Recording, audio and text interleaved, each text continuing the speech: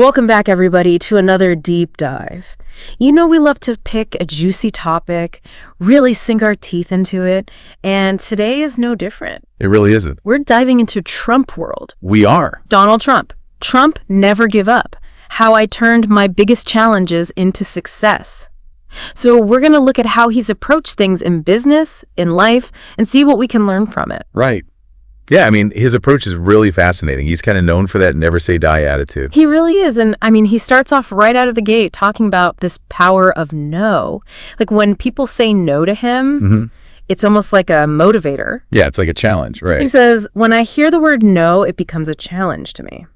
Problems can become opportunities, he says. And he has a lot of stories where that's actually what happened. Like when New York City was on the verge of bankruptcy in the 70s. That was a crazy time. You know, the federal government had stopped housing subsidies. The city was facing a massive budget shortfall. There was a sense of panic. Huge panic. Yeah. People were leaving in droves. Businesses were closing. Crime was rampant. It was a tough time. But Trump saw it as an opportunity. He's like, hey, there's a lot of, underlying value in this real estate. Yeah, I mean, he saw that the city had good bones, essentially. Yeah. That even though it was going through a rough patch, it had the potential to rebound. It was a really, really smart move on his part. It was. And it speaks to his kind of contrarian nature. He's always looking at things a little differently. When everyone else is running away from something, he's running toward it. Yeah. He talks about dealing with discouragement, Everybody feels discouraged from time to time, no matter how successful you are. Right. And his solution is, well, go play golf. Well, not everyone has access to a golf course. I know. But the principle behind it is kind of interesting. It is. He uses it to clear his head, right? To step away from the problem, get some fresh air, get some exercise, and then come back to it with a new perspective. It's like a reset button almost. Yeah. It's about finding ways to manage stress and maintain a positive outlook, even when things are tough. Right. And then, speaking of tough, yeah, he goes into detail about this time in his life, the early 1990s, when he's facing financial ruin. Yeah, it was a very public downfall, too. I mean, both the Wall Street Journal and the New York Times were covering it extensively. Front page news. Billions of dollars in debt. He became, almost a cautionary tale, the poster child for real estate excess in the 80s. People were writing him off. Yeah. They thought he was finished. Yeah, a lot of people did. But instead of crumbling under that pressure, he ends up using it as fuel to come back even stronger. And he did. I mean, he actually ended up in the Guinness Book of World Records for orchestrating the biggest financial turnaround in history. That's incredible. It really is. And what's so fascinating about it is he talks about how he just immediately shifted his focus onto the solution, not the problem. Right. He didn't dwell on the negativity. He didn't let himself get paralyzed by fear. He just immediately started looking for a way out. I love that. That's a powerful mindset shift that everyone can apply to any situation, not just business. It is. Okay, so then there's this whole story about The Apprentice. Remember that? Of course. I mean, who doesn't? It was a huge phenomenon. His advisors were like, this is going to ruin you. Yeah, they called it the biggest mistake he would ever make. Because at the time, reality TV it was a new genre. It was. Yeah. And there was definitely a perception that it was lowbrow entertainment. Not really for someone who had built his reputation on luxury and exclusivity. Right, it was a gamble. It was a huge gamble. But he trusted his gut on it. And it paid off big time. It became a global phenomenon. It really did. It boosted his brand. It changed the course of his life. Absolutely. So sometimes you really do have to trust your instincts, even when everyone's telling you you're wrong. But it's about calculated risk, right? Weighing the potential downsides against the potential rewards. Exactly. And being willing to bet on yourself. Okay, let's talk about some of his big real estate projects. Let's start with the Trump International Hotel and Tower in Chicago. Oh. This is a building that he originally envisioned as the world's tallest building. It was going to be massive. It was. But he ends up scaling it down after 9/11. Yeah, he said he didn't want to create a potential target. It makes sense, right?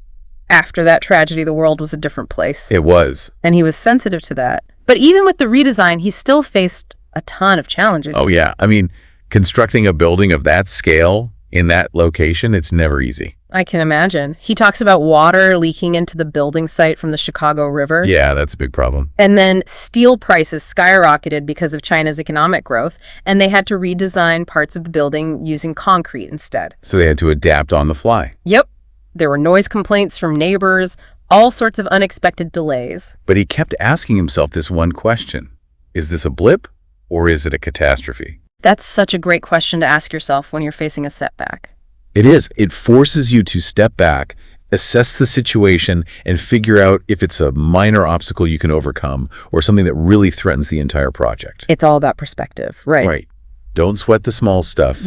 Focus on what really matters. Okay, so then there's Trump Soho, another huge project in New York City. This one was controversial from the start. He wanted to build this luxury hotel and condo tower in Soho, which, if you've been to Soho, it's a very historic neighborhood. It is. It's got that, that cast iron architecture. Cobblestone streets. Yeah. And a lot of community activists and preservation groups were not happy about this project. They saw it as a threat to the character of the neighborhood. They called it a Trojan horse to bring more condos into a historic manufacturing district. Yeah, they didn't want Soho to become another high-rise haven for the wealthy. They organized protests, wrote letters, created these cartoons mocking him. It was a whole media storm. And Trump, being Trump, he didn't back down. Nope. He pushed back, pointing to the silent majority that supported the project, saying it would create jobs and revitalize the neighborhood.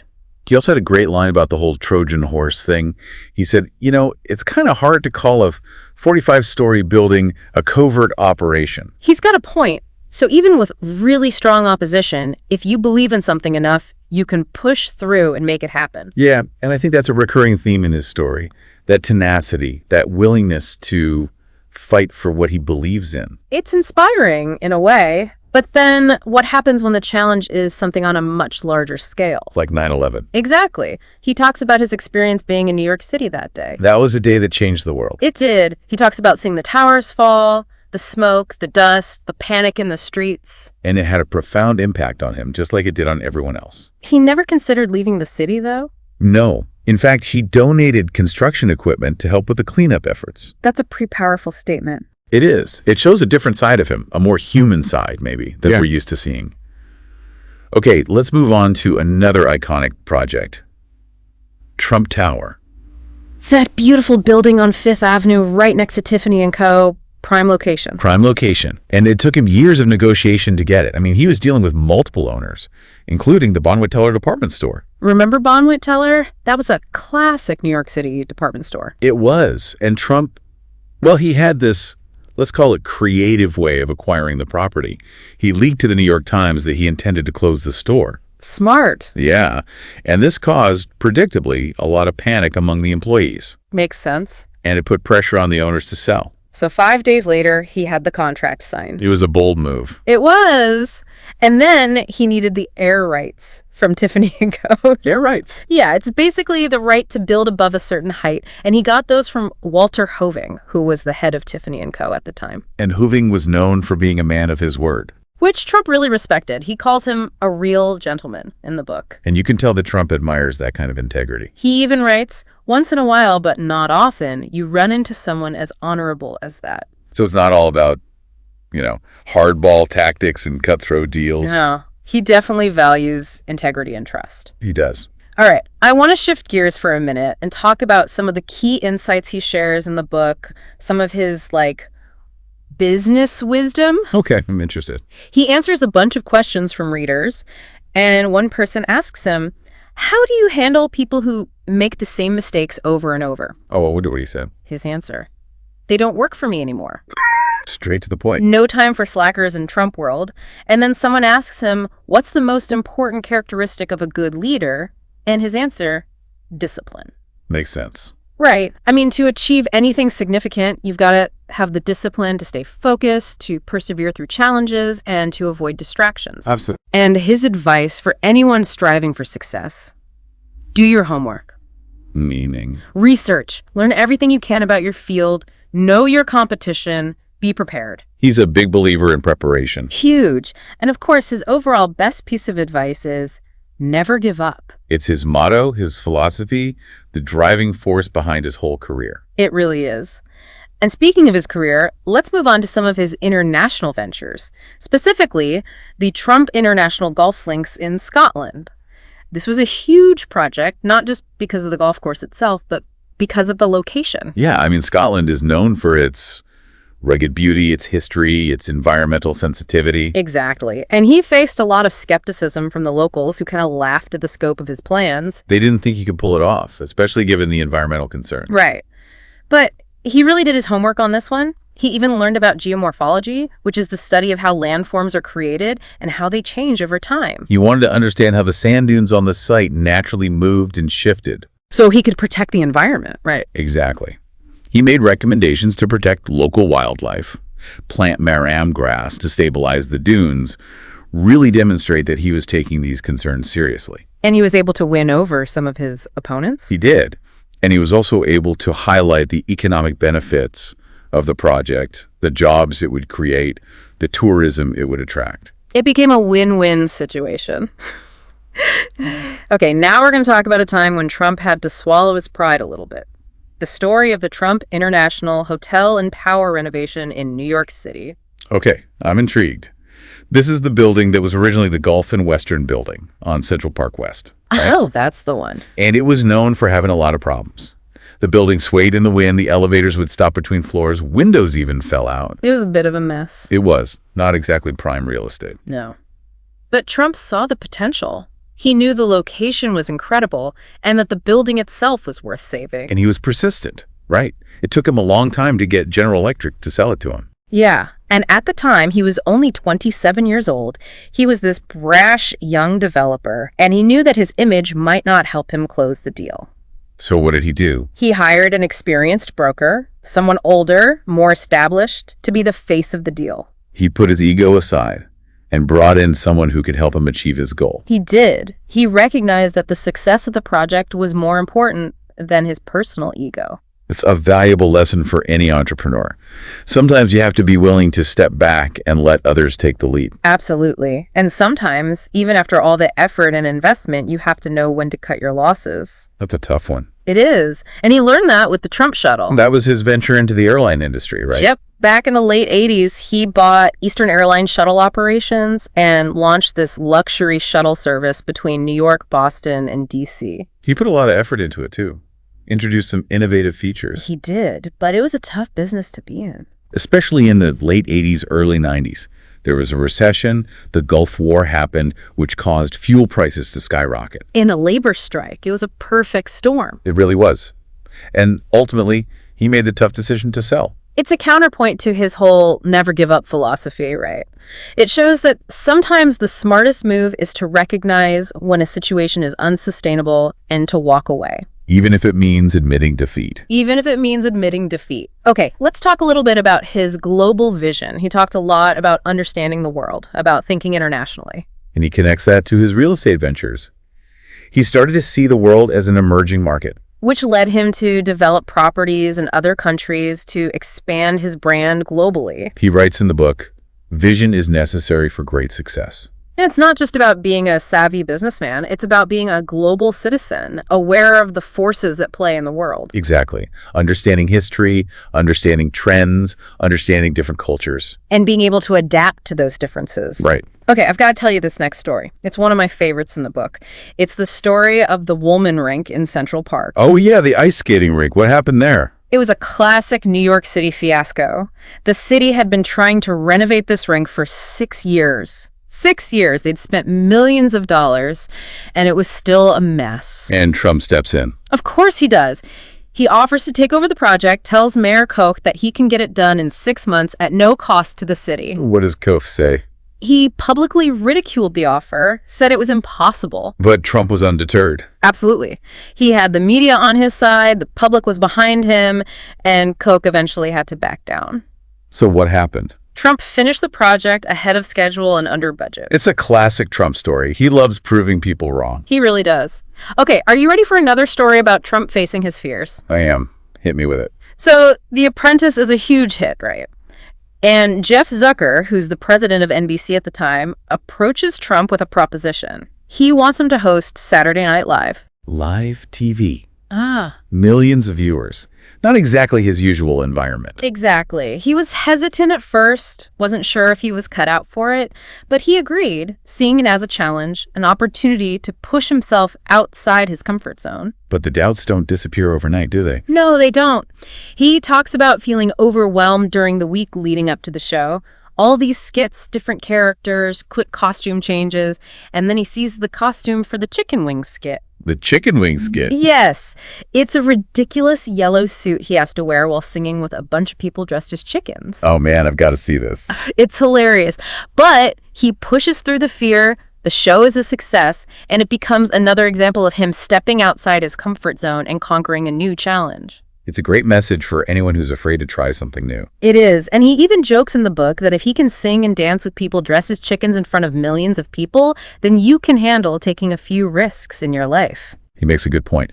So it seems like Trump really thrives on challenges. He sees them as opportunities for growth, for proving himself, for achieving something extraordinary. He does. And he's definitely not afraid to take risks, both in business and in his personal life. But he also emphasizes the importance of staying grounded, finding ways to de-stress and maintain balance. How did he do that? He talks about playing golf, spending time with family, surrounding himself with positive people. It's about finding what works for you, what helps you stay focused and energized. Right. And it's about recognizing that success isn't just about the big wins. It's about finding joy in the journey. All right, we've covered a lot of ground today, but we've only scratched the surface. Trump's book is packed with stories, insights, and that unmistakable Trump swagger. There's definitely no shortage of material. No, there's not. So we'll be back with part 2 of our deep dive into Trump Never Give Up soon. Looking forward to it. We've talked about Trump Tower, his golf courses in Scotland. Right. Huge development. Yeah. Big buildings. But he actually has a real passion for historic properties too. He does. Which might surprise some people. Yeah. Especially when you think about his, very modern aesthetic. Right. But it really comes through in the story of Mar-a-Lago. Oh, Mar-a-Lago, his private club in Palm Beach, Florida. Yeah, this incredible estate built in the 1920s by Marjorie Merriweather Post. The serial heiress. The serial heiress, yeah. I mean, we're talking 128 rooms, 110,000 square feet. 20 acres of oceanfront property. Unbelievable. Yeah, it's like something out of a movie. It really is. And he bought it in 1985. But not without challenges, right? Oh, he faced a ton of challenges. Yeah, he did. I mean, first of all, there was the financial crisis in the 90s. Right. He had to convince bankers that he wouldn't lose money on the deal. Which is tough when you're talking about a property that lavish and that big. Yeah, and he even joked about subdividing the property. Subdividing Mar-a-Lago. Yeah, calling it the mansions at Mar-a-Lago. That's classic Trump. Right. Thinking on his feet, finding a way to make it work. And then, of course, you have the Palm Beach Town Council. Oh, yeah, they were not thrilled about him coming in. They weren't. They saw him as an outsider. They did, yeah. They thought he was going to disrupt their quiet, exclusive world. And change the character of Palm Beach. Exactly. So there were legal battles, there were protests. He even faced opposition from some of the neighbors. They didn't want him there. No, they saw him as a threat to their way of life. But he didn't let any of that stop him. He didn't. He pushed through, he persevered. And he turned Mar-a-Lago into one of the most prestigious clubs in the world. It's incredible. It really is. A testament to his vision, his ability to overcome these social barriers, the financial hurdles. And his passion for the project too, right? Yeah, that's a good point. It seemed like he really, really loved Mar-a-Lago. He did. Okay, so we've talked about opposition from individuals, from community groups. Yeah.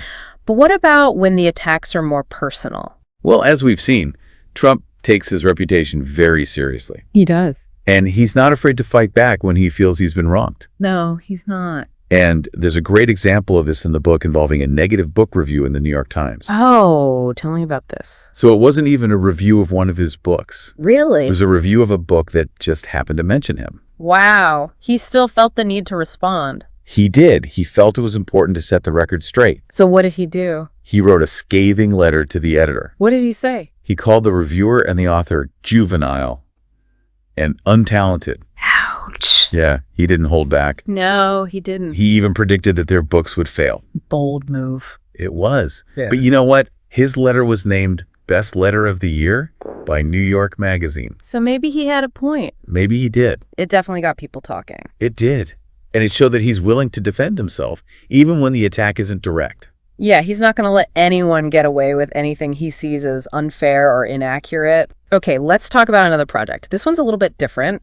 It's the Swifton Village apartment complex in Cincinnati. Swifton Village. Yeah. I don't think I'm familiar with that one. So he bought this property in the early 80s, and it was in pretty rough shape. What kind of shape are we talking about? Low occupancy rates. The apartments themselves weren't very appealing to tenants. So it was a bit of a fixer-upper. It was, yeah. But he saw the potential. He often did, didn't he? He did, yeah.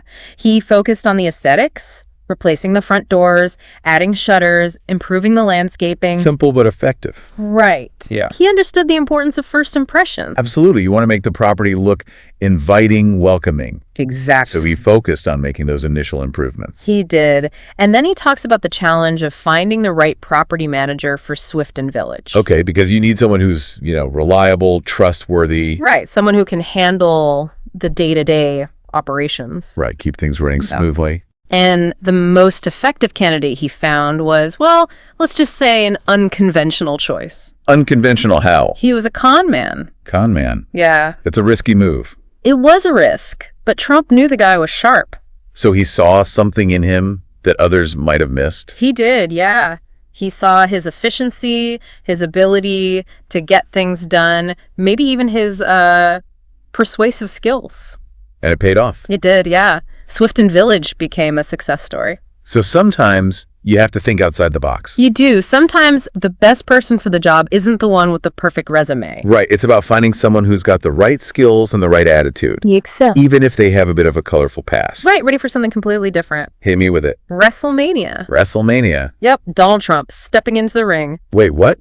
I'm serious. This is back in 2007. Okay. It was billed as the Battle of the Billionaires.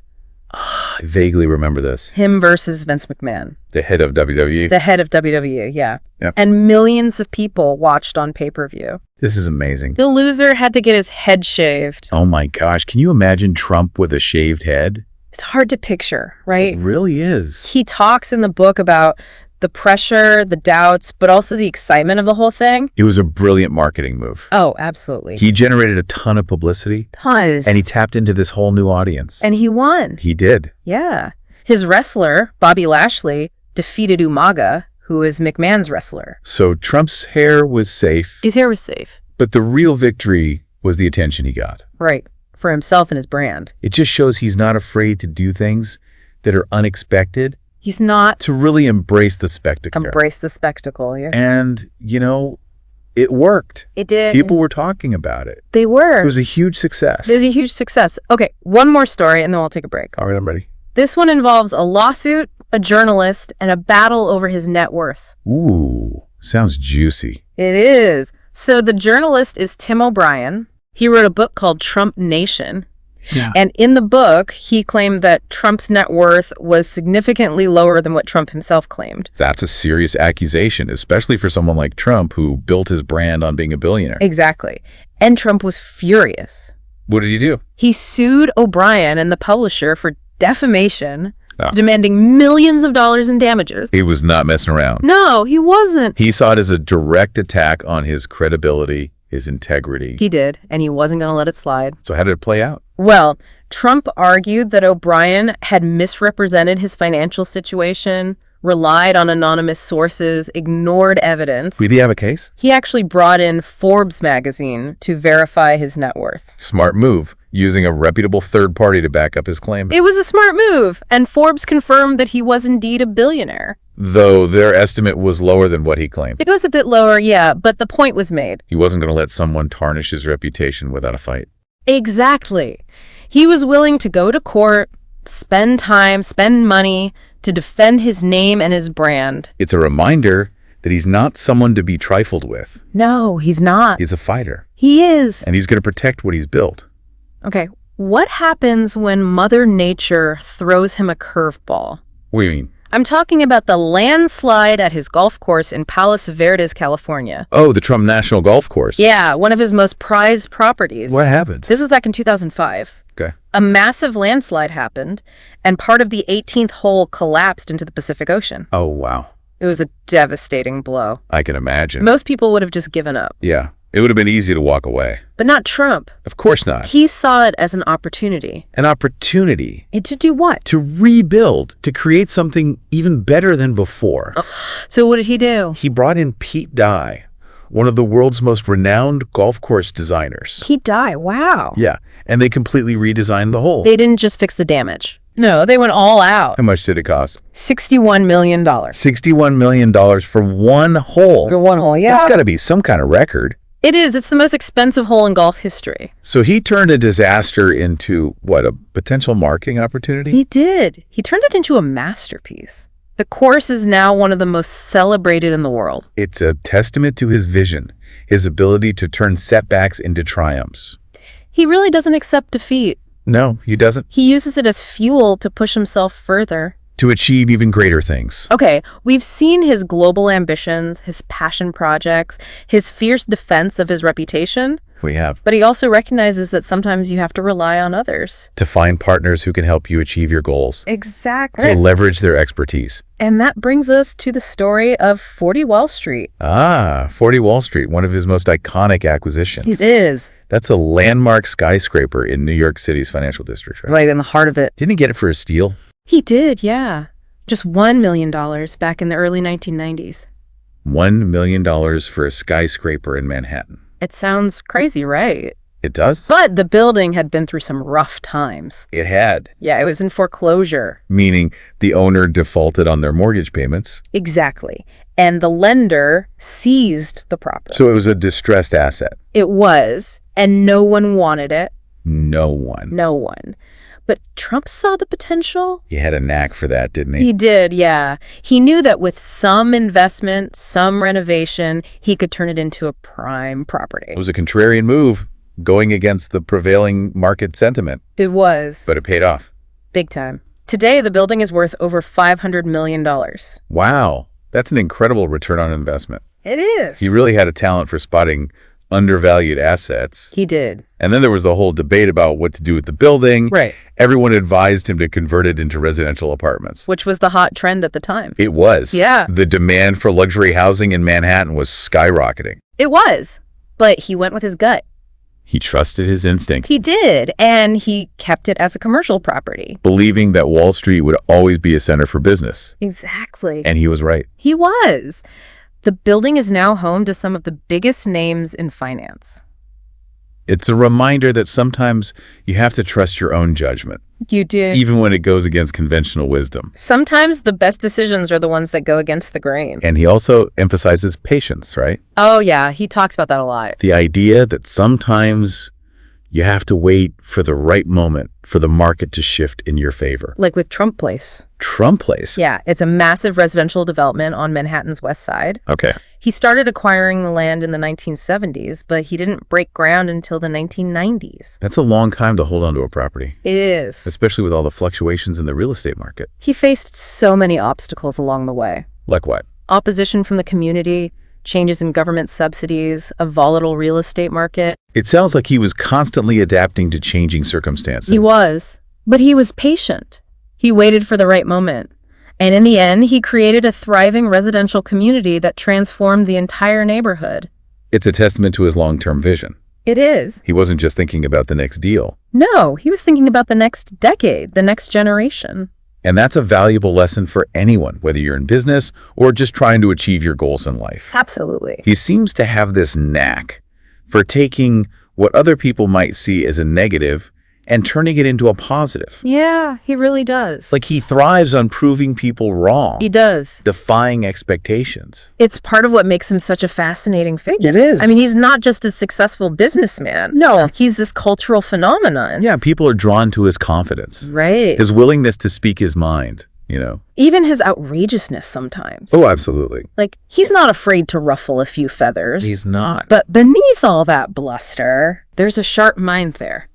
There's a keen understanding of human nature. I think that's key to his success, actually. I think so too. Being able to read people to figure out what makes them tick. Yeah, and he's got this deep desire to leave his mark on the world. He definitely does. Okay, so we've covered a lot of ground in this deep dive. We have. You've talked about his business ventures, his challenges, his successes. His setbacks, his comebacks. His unique approach to, well, everything. Yeah, it's been quite a journey. It has. So, what are some of the key takeaways? What can we learn from Donald Trump and his book, Never Give Up? Well, first and foremost, I think the title says it all.